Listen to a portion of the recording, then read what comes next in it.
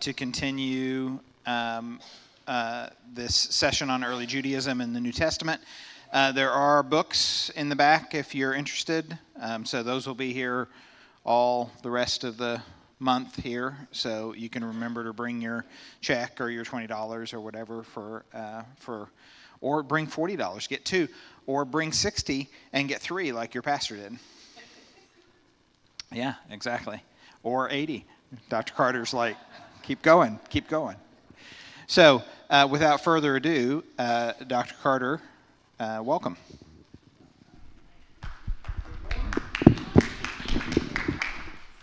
Thanks. Well, good morning, everyone. You can hear me okay? This thing's working? Yes. Okay, good. Otherwise, I'd be talking to myself, and that's so boring. Can't be sure of an intelligent answer that way. So anyway, good to see you again this morning, and so we're going to do our second session around this theme of New Testament texts and early Judaism, and particularly, and I'm going to just be shameless again in my self-promotion, particularly the subtitle of this book of Troubling Misunderstandings, things that Christians have often said about early Judaism in particular that are simply wrong. Sometimes wrong because of our mis- or non-understanding, but sometimes wrong because we have been nasty, hateful people.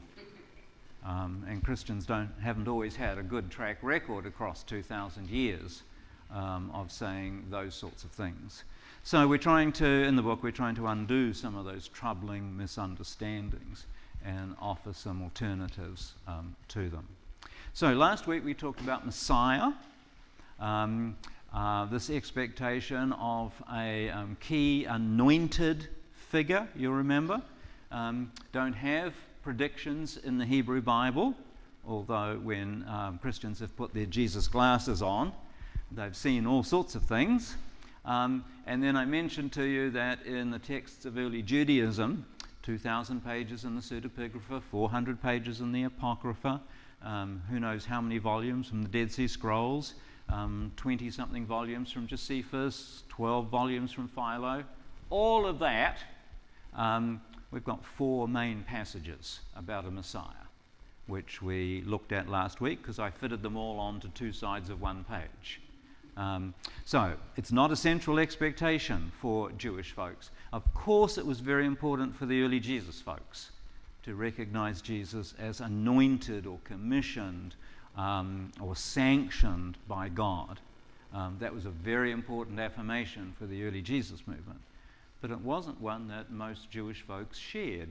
And so often Christians have said some pretty nasty things about that Jewish non-recognition of Jesus as Messiah when folks weren't looking for a Messiah. So that's what we covered last week. Today I want to pick up another piece of distinctive material, and you have most of the slides on your outline there. Is that angle okay for you folks on this side? You can see it okay? Okay.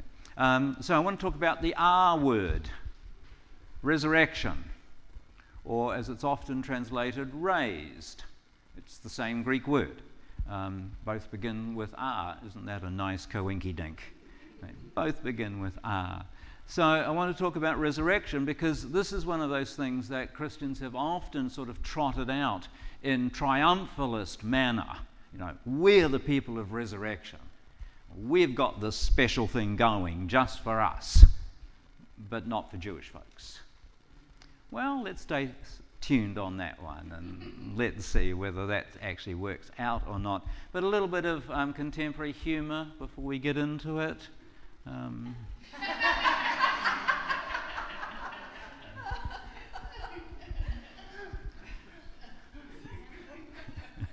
I mean, incredibly, not a cartoon you could have invented, 20 years ago? How long ago? 20 years at least? I really like this guy who's already got his image. Already celebrating it. Yeah, it's kind of good. All right. So our starting point is to recognize that amongst Jews around the time of Jesus, there were a bunch of expectations about an afterlife. This is not a Christian invention.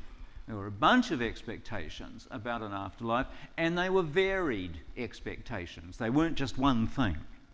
So, for example, and I put this on your outline, this guy Josephus, who writes towards the end of the first century of the CE, the first century CE, tells us a lot of information about early Judaism, although he has a particular bias. He has a particular agenda, as many writers do. I don't think I'd buy a used car from this guy. Don't think I would. Anyway, he's got spin. So this is what he says about Pharisees. They also believe that for souls under the earth there will be rewards or punishments according to whether they have lived virtuously or viciously in this life. That's a nice contrast, virtuously or viciously in this life. The latter are to be detained, those who have lived viciously, in an everlasting prison, but the former, those who have lived virtuously, shall have power to revive and live again. And he's not clear on what this revive and live again looks like. Is it some sort of souly existence? Is it some sort of bodily existence? Is it some sort of notion of even what we might think of as reincarnation? He doesn't say. We don't know. Now, he's writing about Pharisees, and I'm going to talk about Paul in a little while. And Paul, of course, was a Pharisee and is very much into somatic, physical resurrection. So whether that's typical of all Pharisees or not, we don't know. So that's Pharisees. Then there's another group, the Sadducees, but the doctrine of the Sadducees is this, that souls die with the bodies. There is no afterlife, no rewards, no punishments. Could you give me a quick schooling again between the Pharisees and the Sadducees? These are two different groups. We have a lot of different groups that make up early Judaism. It's not monolithic. There are lots of different groups. And what Josephus is doing here is trying to differentiate the groups. And this is just part of his differentiation around this particular issue of afterlife. The Sadducees particularly valued, as much as we know, the first 5 books of the Hebrew Bible, the Pentateuch, Genesis and Exodus, right? The first 5 books, they were particularly obsessed with those. And not with the rest of the writings that we know in our Hebrew Bible. Also, they seem to have been a particularly elite group, the Sadducees.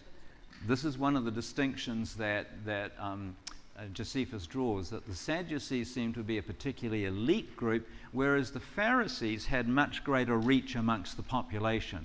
And he actually says they were quite popular amongst the population. But they were group leader, not church. What do I say? They were teachers. They were The Pharisees in particular were teachers as a way of spreading their understanding. And I'm just being a bit hesitant because we don't know a lot about either group. One of the things I think we know is that for the Pharisees understood, and this is a radical idea that its time has probably not come yet, that all of life ought to be an act of worship for God. How's that for a radical idea? And they based that on what we would call sort of a temple piety, that things that priests did in the temple, they said the whole of the population ought to be doing. So the observance of food purity, for example, was something that priests took particularly seriously, that they wanted to encourage the whole of the population. Sabbath observance, festival observance, these sorts of things. So they wanted to sort of spread this piety, which they seem to have actively been teaching. Sadducees don't seem to have had that same sort of commitment to teaching the population. They were quite willing to do their own thing without trying to spread that influence too much as we can pick up. But were both groups, would you say they were both priests? No, I don't think so. I don't think Pharisees were priests. I think we often see Pharisees and scribes connected. And even in the Gospels, we see the phrase, the scribes of the Pharisees. So it seems that primarily these are interpreters of Torah or interpreters of the law, not necessarily priests. I think we have some Sadducees that are priests, but not generally. If that's sounding vague, then it is a little vague, because we don't have any texts from Pharisees. We don't have any texts from Sadducees. And all we have are these sorts of statements about them, and I'm going to raise a question about Josephus' accuracy in a moment, whether he's got an agenda here. Disappointing. Essenes, usually the folks who are associated with the Dead Sea Scrolls that we talked about last week. The doctrine of the Essenes is this, according to Josephus, that all things are best ascribed to God. They teach the immortality of souls and esteem that the rewards of righteousness are to be earnestly striven for. Now you notice that here for both the Essenes, Josephus is talking about souls, and for Pharisees he's talking about souls, not talking about bodies, talking about souls. And so I just sort of raised this question. Josephus was a highly educated guy, Greek educated. He writes in Greek, he writes in sophisticated Greek. So he's not a bunny. I mean, he knows what he's doing with this language. And so I wonder if in his Greek education, souls, of course, are the important things. And so death is the time when the soul gets separated from the body. And I'm wondering how much that is clouding what he's saying about Pharisees and Essenes. I'm raising the question because we don't really know. But Josephus always has an agenda. That's what I mean. I'm not sure I'd buy a used car from him because he can sell most things. So you've got to be a bit careful. So, question. Is there an understanding of resurrection of bodies in early Judaism? So, I want to talk about this guy, Antiochus Epiphanes. You want to try it with me? Antiochus Epiphanes. That's 8 syllables, I think, isn't it? Antiochus Epiphanes. Yeah, that's 8 syllables. I mean, imagine introducing yourself. Hi, I'm Antiochus Epiphanes. You know, it's like a whole sentence. Now, he was king of the Seleucid Empire, which was based in Syria. And for reasons really only known to him, and we're not entirely clear on this, except he didn't like Jewish things, in the year 168 BCE, so we're a couple of hundred years before the time of Jesus. Okay? You got the timeline? We're a couple of hundred years before the time of Jesus. This guy, Antiochus Epiphanes, sets about attacking and destroying Jerusalem. And we're not entirely clear on this act of aggression, except that he didn't like Jewish things. And so he put in place a ban on Jewish practices. So this was a little bit like cultural genocide. Actually, not a bit like, it was cultural genocide. So he said, no more reading or observance of the Torah, of the law. Now that's a huge blow against Judaism. No more observance of that. There'll be no more circumcision of baby boys. Circumcision is a mark of belonging to the covenant, as a symbol of God's grace, of being included in God's favored people. There'll be no more circumcision, you lot. Don't do it. Further, there'll be no more observance of festivals. Sabbath is gone. Other festivals like Passover, Day of Atonement, no. We don't do those anymore. No. Food purity, which was very important. Food you could eat, food you could not eat. No, we don't care about that anymore. Oh, and by the way, I'm going to put an image of myself in the Jerusalem temple as an idol, and you are going to worship there. You can imagine that, as they say, he was underwater in his popularity stakes, as they say. And he backed all this up by threats, not just threats, but actions. I will kill those who do not obey. How's that for intimidation? So, what did Jewish folks do? Well, some Jewish folks said, okay, well, if you can't beat them, we'll join them. And some Jewish folks complied. Other folks said, no, we're going to fight this monster. We'll go to war, we'll drive him out, and hopefully we'll kill him. Which is what they did. Other folks said, no, we're not going to take up arms.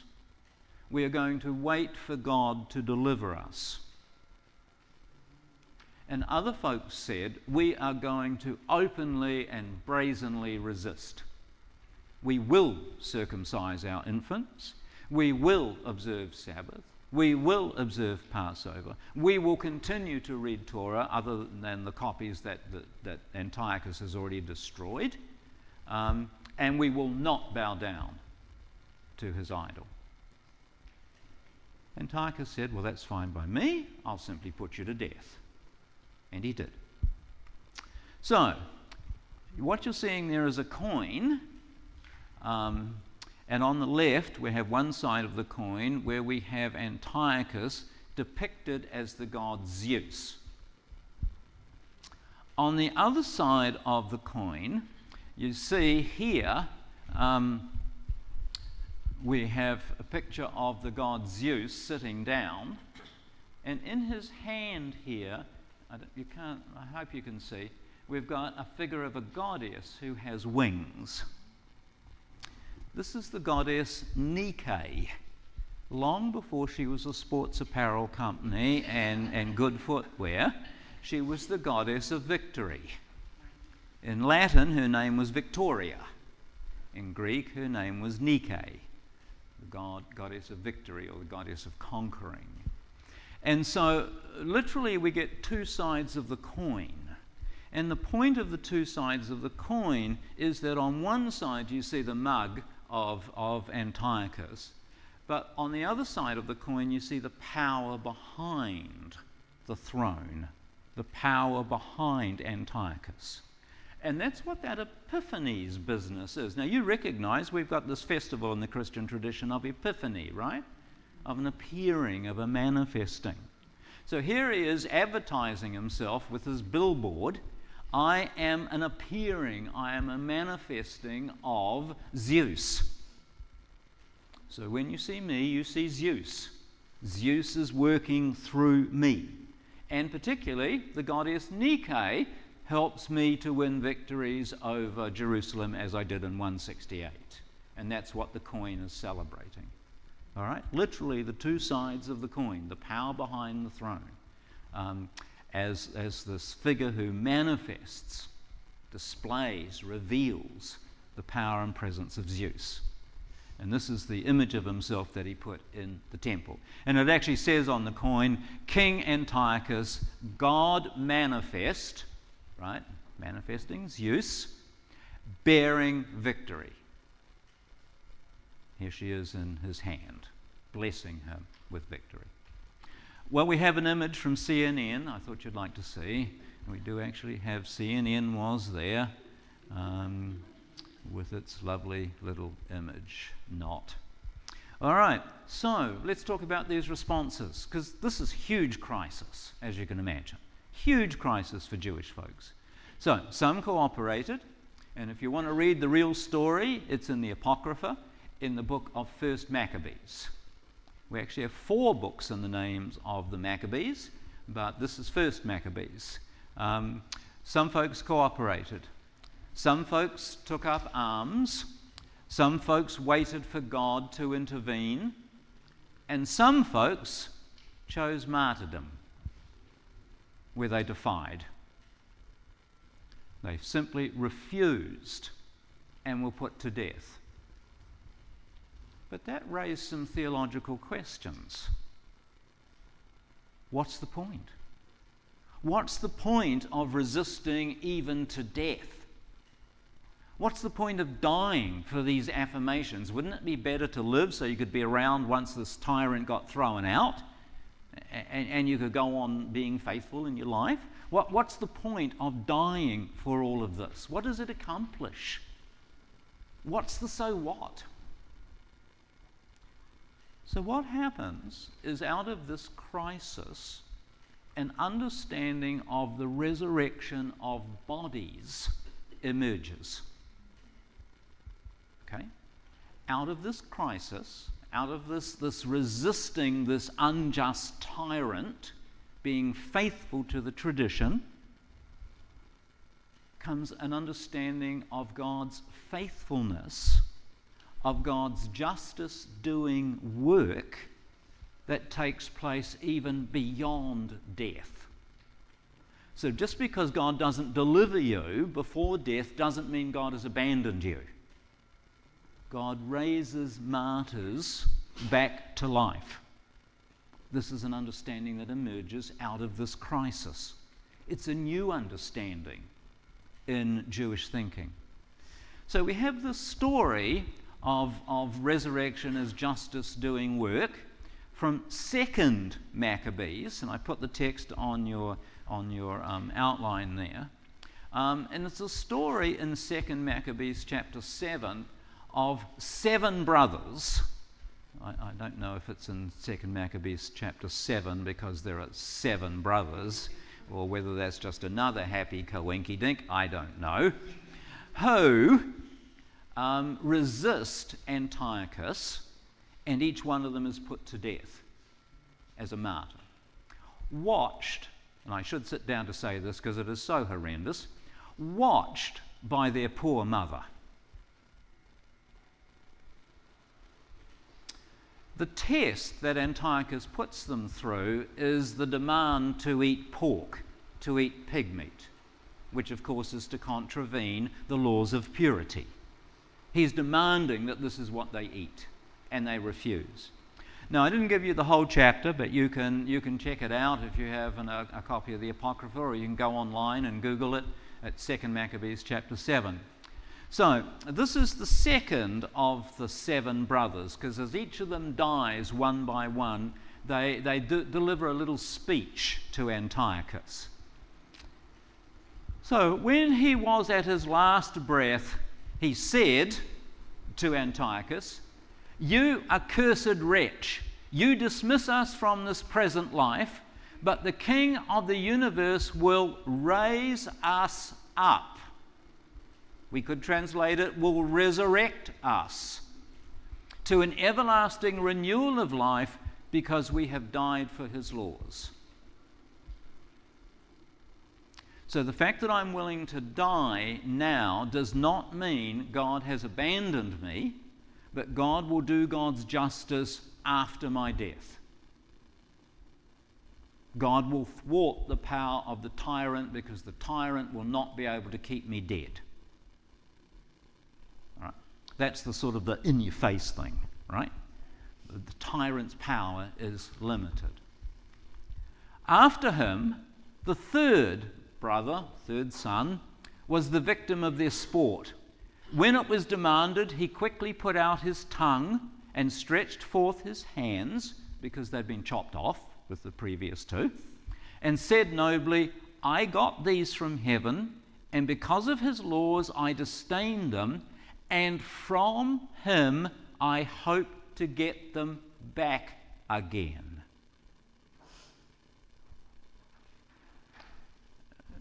To be a little disrespectful for a moment, this is Humpty Dumpty theology. Putting the pieces back together again, just to be a little disrespectful. All right?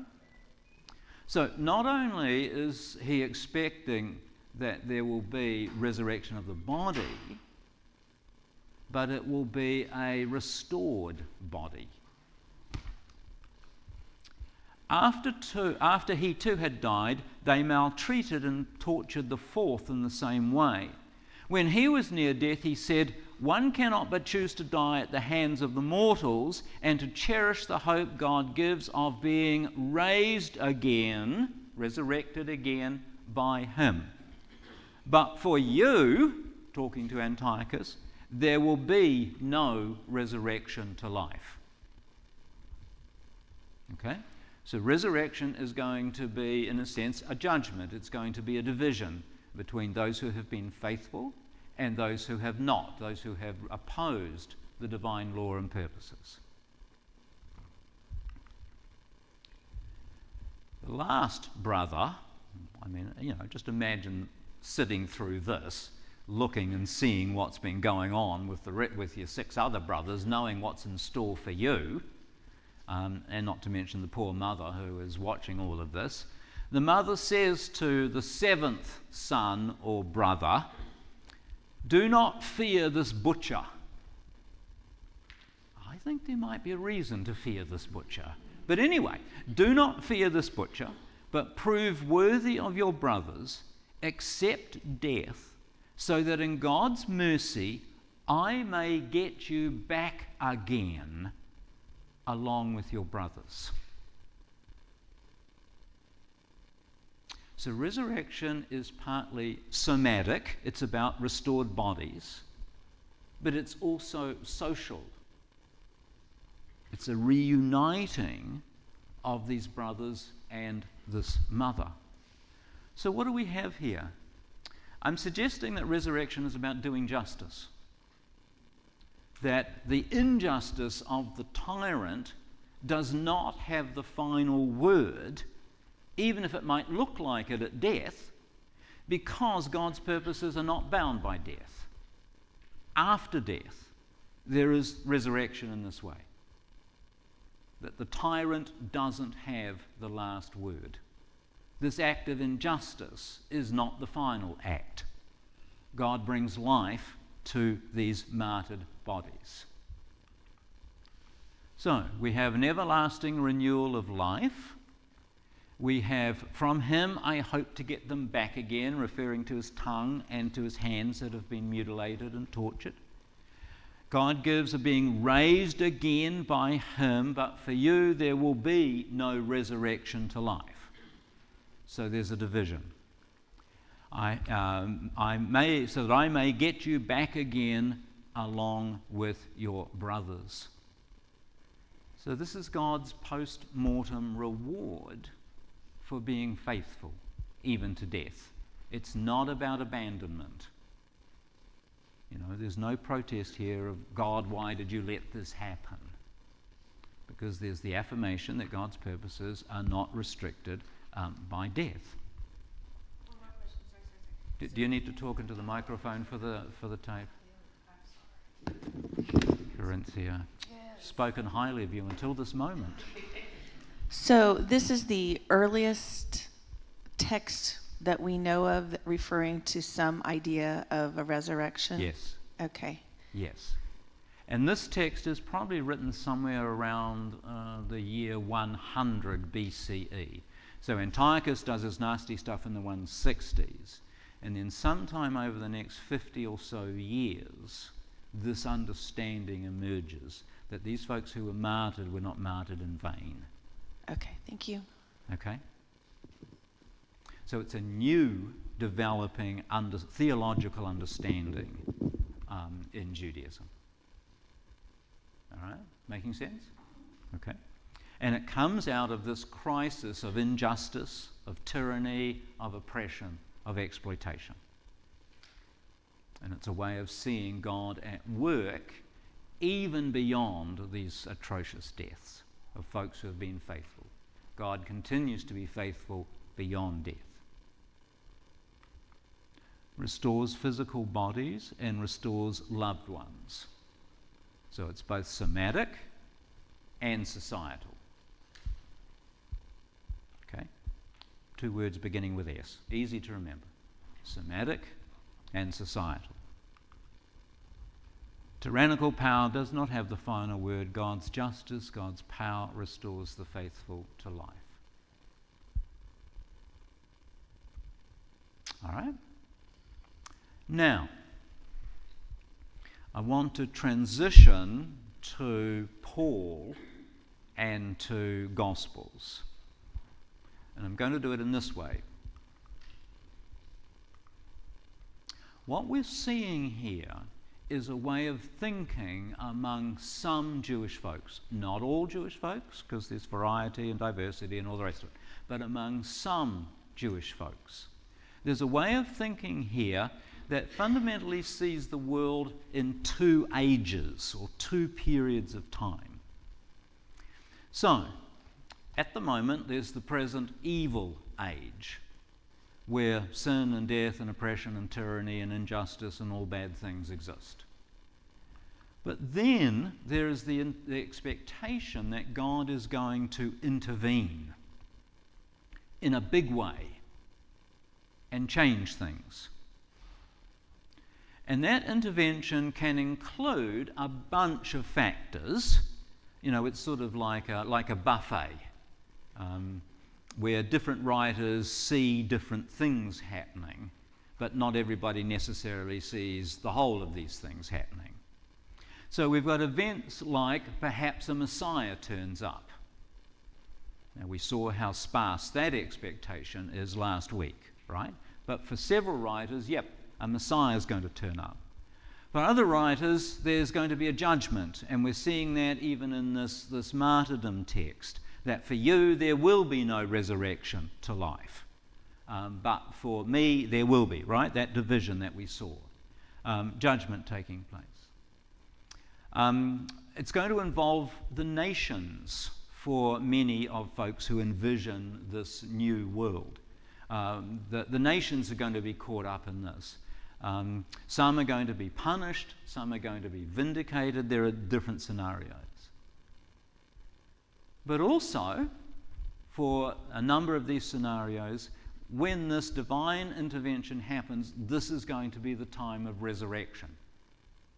This is when God is going to reward the faithful. God's justice, God's power will be demonstrated in the raising of these folks. Okay? Think of this as kind of like a menu, and you don't choose everything on the menu.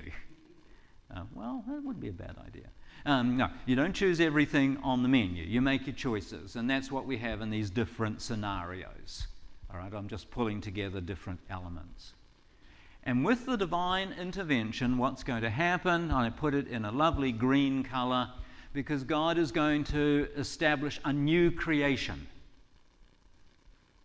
There's going to be no sin, no death, no oppression, no bad, nasty things, no food insecurity, no bad health, disease, death. It's a utopian vision of the establishment of God's purposes. Okay? That's what's going to happen. An age of justice, of God's reign, God's rule, established in this whole new act of creation. Okay? So, what we just read in terms of that martyrdom text is expecting the resurrection to take place when God intervenes in a decisive way, and those raised bodies will participate in this new era of all good things when God's reign is established in full. Okay? Any questions or complaints or laments or petitions at this point before we move along into Paul? Making sense so far? Okay. Sir?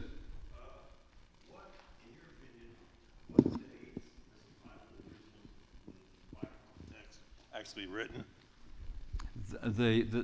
This is kind of off the subject a little bit, but I'm kind of off a little bit. But what date, in your professional opinion, was, the text of the Bible written? I know Jesus died, he died, okay, but nothing was written about him for a long time. Yeah, just very, very quickly, in terms of New Testament texts, I think Paul is writing in the 50s of the first century, and I think the Gospels are being written in the 70s, 80s, and 90s of the first century. Jesus is crucified about 30, so the Gospels are being written 40, 50, 60 years after the time. Okay? Alrighty. Now, I'm emphasizing this because this is the world that shapes Paul. And I'm going to talk about Paul's problem now. Let's pull at that thread.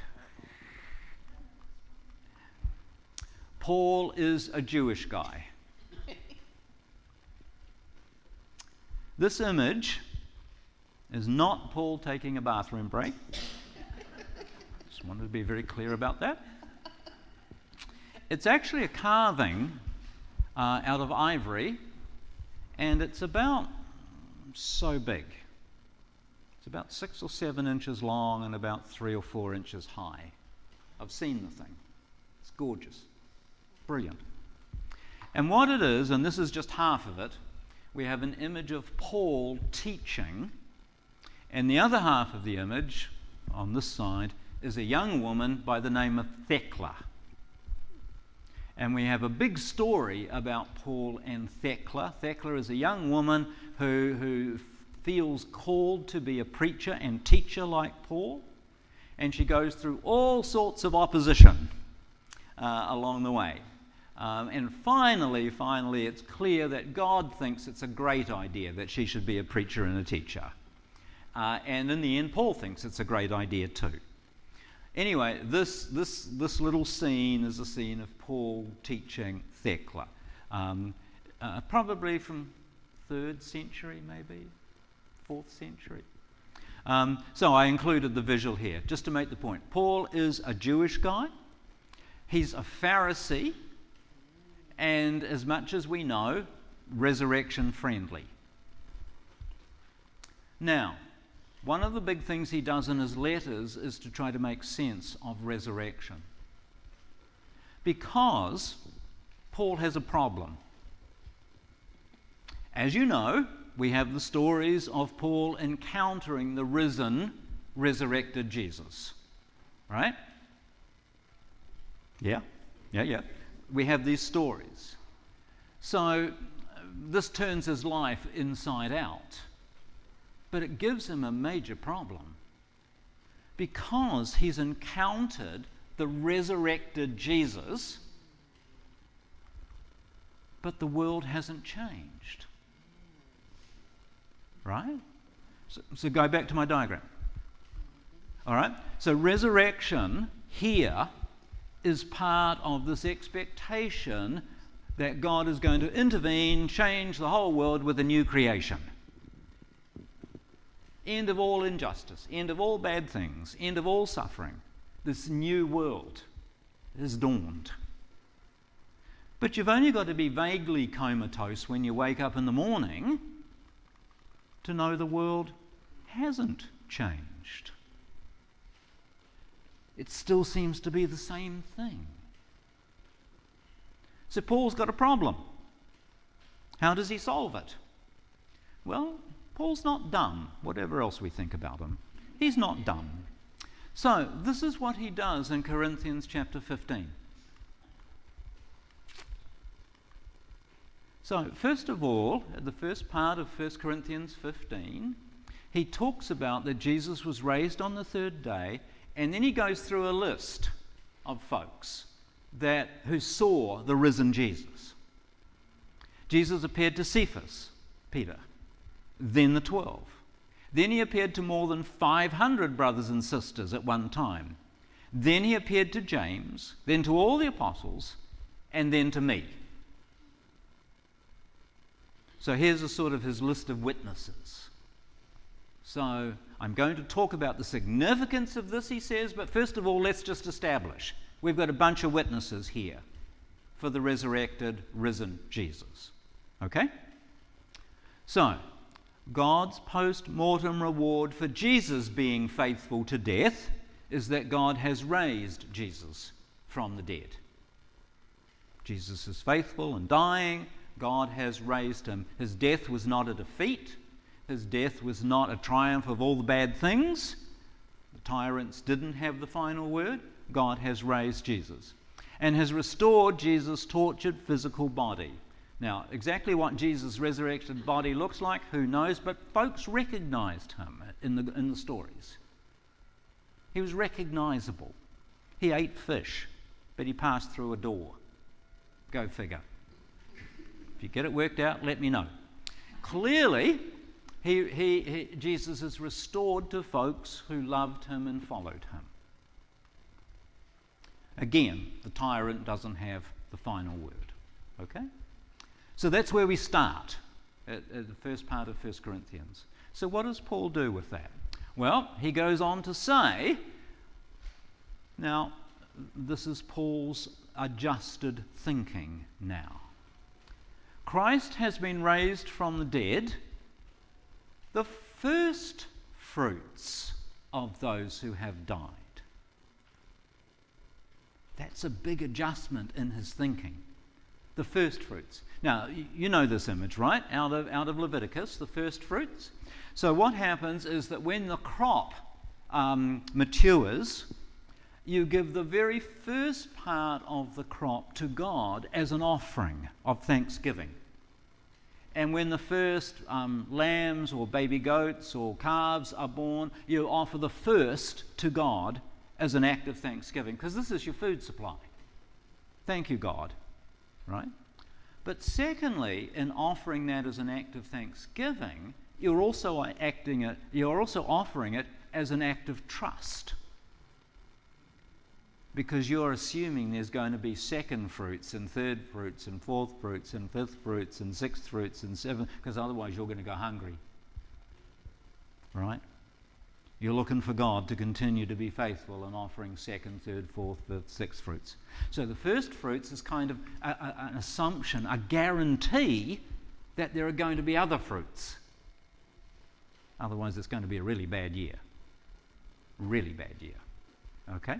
So he uses that image that Jesus' resurrection is the first fruits. So guess whose resurrection is going to be the second fruits? Everyone else. Verse 22, as all die in Adam, so all will be made alive in Christ. Resurrection is for everybody.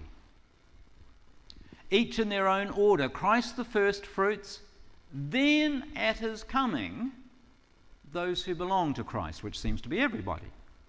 Then comes the end, when he hands over the kingdom to God the Father after he has destroyed every ruler, every authority and power. The last enemy to be destroyed is death. So here's the big transition moment to the new creation. So what have we got? Jesus' resurrection guarantees a general resurrection. Jesus the first fruits, the guarantee of the rest of the fruits, the rest of the harvest, the general resurrection. When is this going to happen?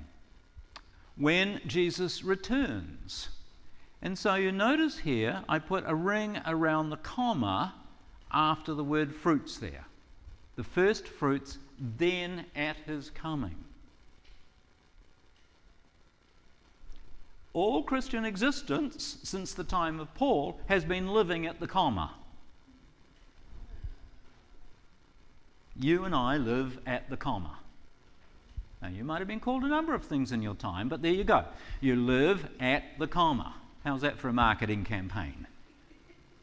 Waiting. At his coming, those who belong to Christ, then the rest of the deal is going to happen as the risen, returning Jesus. And the return of Jesus is very important for Paul, as you can see. 2,000 years and counting, we might have a problem with it. But it's very important for Paul that this is the moment when God's purposes are going to be established in full. Destroying all the rulers, which includes Roman power, the folks who crucified Jesus. God's purposes established in a new creation, all bad things are replaced. Anyone want to talk about that? Well, that, of course, is coming soon, is what is Paul's expectation. I mean, at least, if not this afternoon, then this evening, right? I mean, there's that sense of urgency, and of course it's very hard to maintain that urgency when it doesn't happen. He would still have a really big problem if he was living today. Like, he would be pulling his hair out. It's Exactly. like, yeah. people would be tearing their hair out because 2,000 years and counting, it hasn't happened. And so often, in mainline churches, we haven't wanted to talk about the return of Jesus because it's something that the fundamentalists talk about, right? We just had this thing a couple of weeks ago, the rapture and all that, The fundies talk about that. We don't, because we are sensible people. But for Paul, it's incredibly important, all right? Because this is the big moment of transformation. It's the big moment of new creation. And he really did seem to think it was going to happen very soon. Okay? Any other comments? All good so far? All right, one more piece. Later on in 1 Corinthians, he takes up this question. Someone will ask, how are the dead raised? With what kind of body do they come? Right? Now, you know why he's asking about bodies, because that tradition back in 2nd Maccabees for these resurrection of these martyrs, it's somatic, it's a body, and it's societal. So that's why he's asking. He's a Jewish guy. This is the tradition he's borrowing. He didn't invent it. He's borrowing it. I hope he footnoted it. There you go. So, what kind of body do they come? So it is with the resurrection of the dead. And then he does this thing about bodies that are appropriate to different spheres. It is so in a physical body, but raised a spiritual body, which is not a good translation. A body under the control of the Spirit would be much better translation. Much, much different. Right? Body under the control of the Spirit. I mean, when I was a kid in Sunday school hearing all this sort of stuff, I used to think about Casper the ghost. That was the only thing I could think about in terms of a spiritual body. What on earth is a spiritual body? I mean, it's about marshmallow and fluff. But when you understand, the Greek sense is it's a body under the control of the Spirit, which of course is a feature of the grand new creation and new age. Everything's under the control of the Spirit. The dead will be raised imperishable, right? Not subject to death, not subject to disease, not subject to sin, not subject to suffering. This complete makeover, this utopian vision of a totally new world of God's justice. That's what he's after. We will all be changed. For this perishable body must put on imperishability. Okay? It's not going to be subject to sin and disease and sickness and all these things. The mortal body must put on immortality, right? Not subject to death. So he's doing this picture of a body that's appropriate to this new utopian, new creation, where there's no sin, no death, no disease, no oppression, no tyranny, no nothing like that. All right? It's a whole new world. Want to talk about any of that?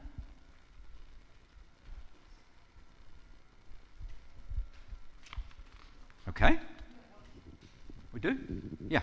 Good. So is it the scholarly consensus that Paul anticipated this second coming, or however we want to characterize it, imminently? Yes. Yes. So that's the scholarly consensus. Yes. So Paul is fundamental to Christianity and the development of Christianity. So is it fair to say Paul was wrong? And then what does that mean? Yeah. Well, I think one can say either that Paul was just an unnuanced Paul was wrong, or he was wrong about the timing of this particular event. Now, Paul's investment in this is big because it's rooted in his understanding of God as creator of the world. How does he know that? Well, he read Genesis chapter 1, right? He's a Jewish guy. He read the Bible.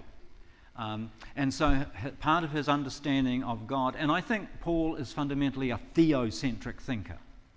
I think he's fundamentally thinking about what God is doing, and Jesus fits into that, right? I don't think he's fundamentally a Christocentric thinker. I think he's fundamentally thinking about what God is doing, and Jesus fits into those big divine purposes. So, God has created the world, God has declared, as you know from the Genesis story, that it is all very good. So, for God to be the creator, all of this has to be a recreation, a cleaning up of the mess of sin and death and disease and all that sort of stuff. So, the return of Jesus is the kicking off point for this transformation. Jesus is the agent of God in bringing about that transformation.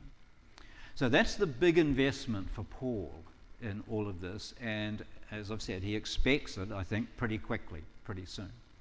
Now, what happened since, and it was already happening before the end of the first century, is that some Christian groups are beginning to recalibrate this. So we have in either 1st or 2nd Peter, we have this reference to how a day is but 1,000 years in the sight of the Lord, right? So we're recounting the numbers. Jesus is coming back any day now, but just remember, a day is about 1,000 years in the sight of the Lord, right? So we've already got folks who are seeing this problem and recalculating it, affirming that he didn't get this expectation wrong, but he got the timing wrong.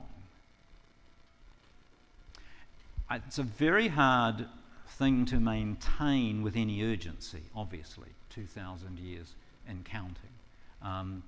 Because, can't happen this week because I've got a whole list of things I need to accomplish, frankly, and so do you. Right? I mean, it would be too messy to happen this afternoon or this week, wouldn't it? If we're honest. So who knows? Who knows?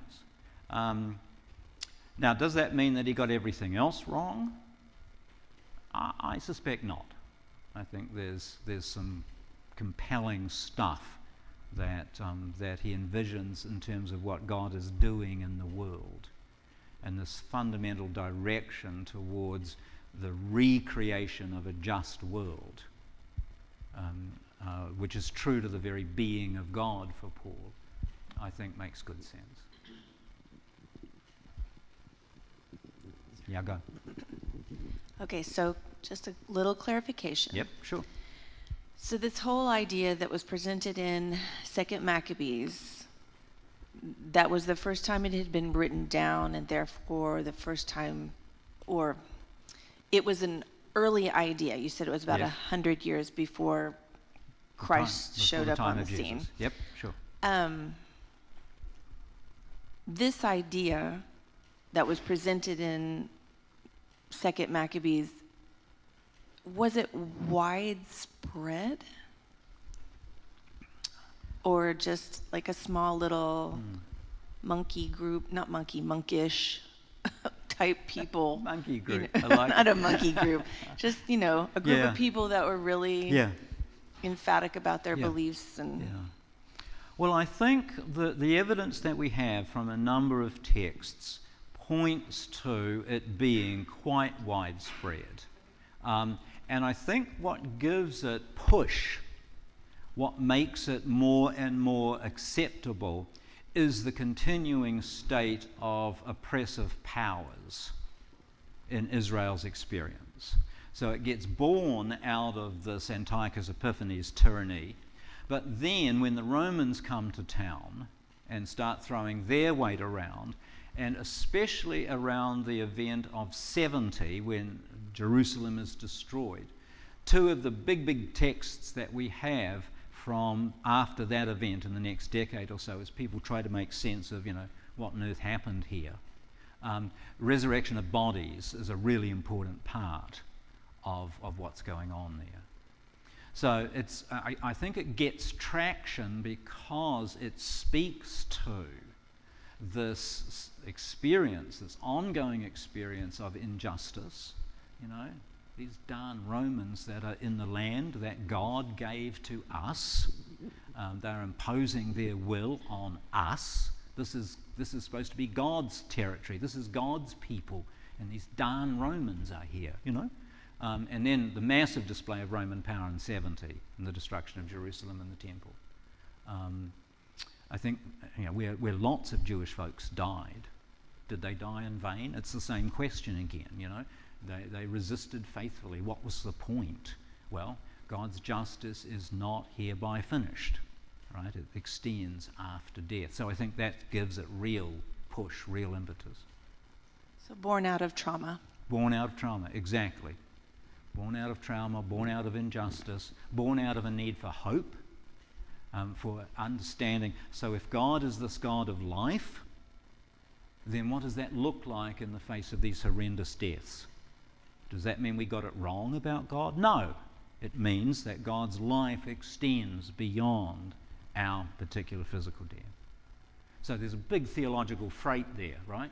You can hear the theological freight in that expectation. How are we doing for time? Okay, let me just show you one more slide, and then we'll quit. So back to this diagram. So this is what Paul inherits. Okay, that's what shapes his thinking. Until he runs smack into the risen Jesus. And then he has to think about it for a while to make sense of it. And so what he does is this. Here it is in diagram form. He understands that in the death and resurrection of Jesus, God has intervened. That new age, anticipating the green box, has started in part, but not in full. Because, you wake up in the morning and the world hasn't changed. But still, he's seen the risen Jesus, and a bunch of other folks have. So it started in part, but it is not yet complete. And so he has to add another bit to it. This is where we live at the comma. Or you can think of it as living in the rhombus, if you like geometrical shapes rather than grammatical. The overlap of the ages, where the new age has broken in part, but not in full. So in Romans chapter 7, you know this language, I do the things that I don't want to do, and I don't do the things that I do want to do, right? You know the language. Yeah? Yeah? That's precisely the struggle. The new age has broken in part, but not yet in full. And it's going to be completed when Jesus returns. So, that's back to your question about the importance of it. This is the big freight. The return of Jesus kicks off the establishment of this new age of justice and life and all the rest of it. Yeah.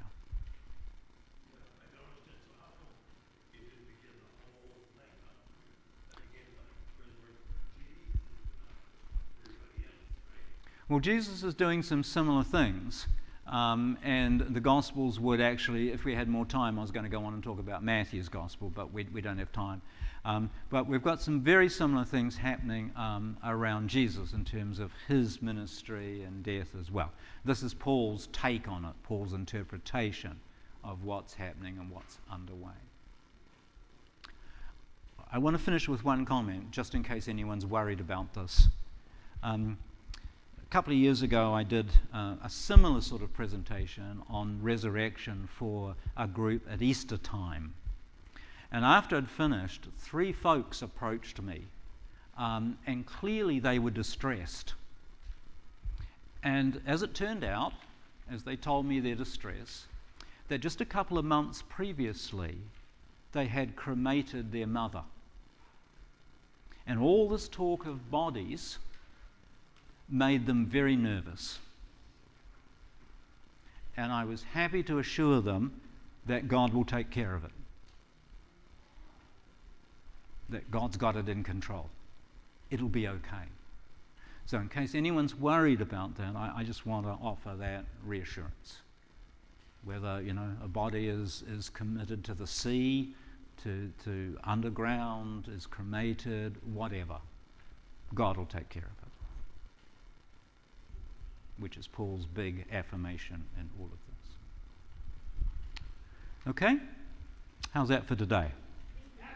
Bit of hope. On the outline there, you see a couple of slides about Matthew's story of resurrection, and you'll see some similar affirmations to what we have with Paul. So thanks very much. Really appreciate your engagement. Being a crass salesman, there are some books on the back table, and I'll see you next week. All right. Thank you.